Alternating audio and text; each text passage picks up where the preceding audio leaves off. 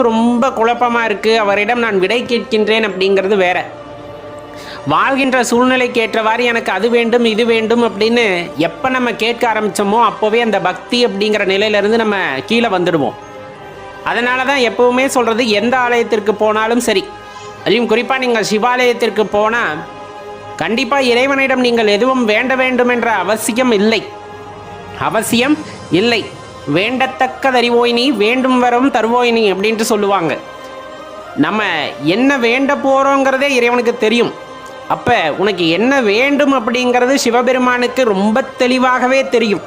அதை நான் சொல்லி இறைவன் தெரிந்து கொள்ள வேண்டும் என்றால் அப்போ அந்த இடத்துல அந்த இறைவனுக்கு என்ன மதிப்பு இருக்குது அப்படிங்கிறத யோசிச்சு பார்க்கணும் இல்லையா? அப்படிப்பட்டவர் அல்ல எம்பெருமான் ஈசன். சர்வேஸ்வரன், சகலமும் உணர்ந்தவர். இந்த பிரபஞ்சத்திலே இருக்கக்கூடிய எல்லா உயிர்களுக்கு தேவையானவற்றை உணர்ந்தவர். நாம் என்ன கேட்கப் போகின்றோம் என்பது கூட தெரியாதவரா? கண்டிப்பாக இல்லை.